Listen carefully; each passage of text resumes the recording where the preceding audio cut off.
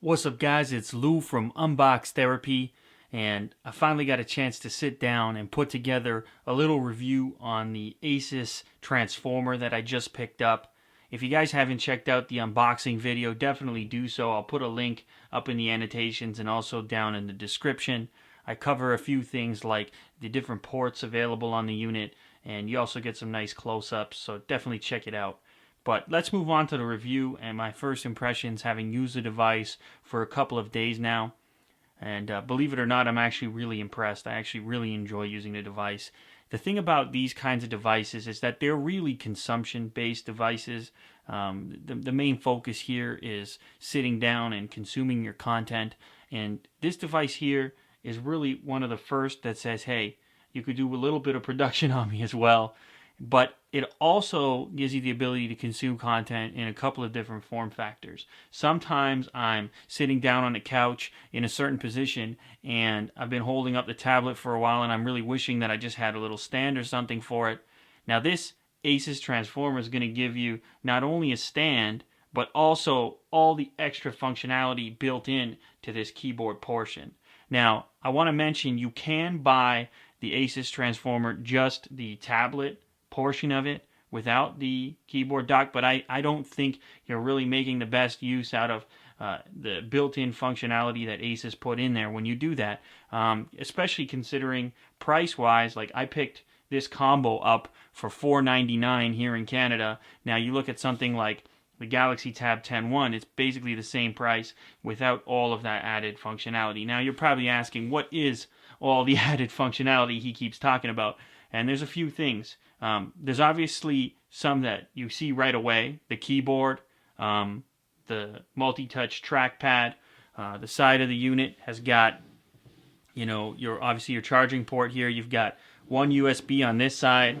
The other side of the unit adds a full-size SD card slot, another USB port. Now the tablet has got a bunch more functionality over the Galaxy Tab 10.1 as well. You've got a micro SD card slot, an HDMI port, a headphone jack. Headphone jack is pretty obvious. That's not really added functionality. And you've also got a 5 megapixel camera on the back side of the unit. Not sure if you saw that there. Yeah, there you go. Maybe you can see it now. Maybe not. There it is, right up there. A 5 megapixel camera instead of a 3 megapixel camera, which in my tests is a significant improvement over the Galaxy Tab's 3 megapixel camera in real world usage.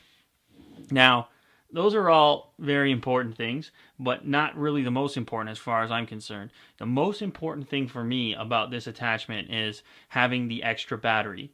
This unit has its own battery in it, and it almost doubles the battery life of your tablet. Now, obviously, there's extra weight and all that associated with it, so you're not really doubling the life of your tablet. You're turning your tablet into something else, but that's fine with me. I sort of figure if the environment calls for the tablet on its own, then I can just pop it out of the transformer dock.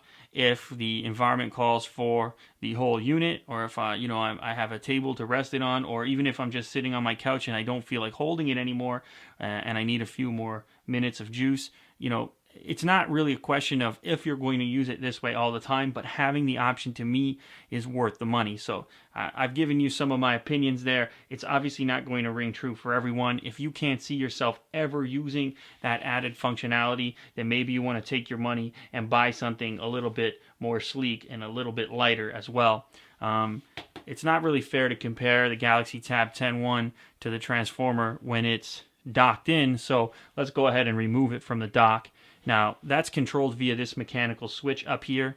The way that functions is by unlocking to the left, and then you lift up on the tablet portion. And then there it is. You've got your tablet. On the bottom side of the unit, you have 2 different ports that allow the unit to be locked in there, as well as your proprietary Asus port. Now, when you hold the Galaxy Tab 10.1 up against the transformer, you can see it's not that much thinner. It's a little bit shorter, the Tab 10.1 that is, and it's significantly lighter. You can definitely notice the weight difference. So, like I said, if you're looking for the absolute lightest on the market right now, then you're probably looking at the Tab 10 one. But for me, the weight difference is not significant enough that it would change my mind. I'm totally on board with this transformer concept. In fact, I think tablets should have gone this way a long time ago instead of those crazy swiveling screens. Even though, they may not have had the technology to build this much functionality into a removable slate in the past, we have it now, so why not take advantage of it? Now, I've also got, believe it or not, an iPad 2, and I've also got a MacBook Air, the newest model, 13-inch down here as well. And the reason that I've got this here is because when you've got this transformer completely hooked up in the docking station, it actually becomes very close to the same weight as the MacBook Air. Now, you're probably not considering those two devices only because they're two totally different price points, but I just wanted to give you an idea of what to expect if you're going to be using this in the laptop form factor more often than not. It is fairly hefty, so I just want to give you that warning. Not hefty to the point where you're talking about traditional laptop weight, but hefty to the point where you're thinking, damn, I could be carrying a MacBook Air if that's an option for you. But in the realm of Android tablets, there's really nothing else that's quite doing what this one is doing. So I figure, hey, get the extra functionality, especially at the price point that Asus has it at. So something that I haven't mentioned yet is the shortcut keys. That's another fantastic feature on this device.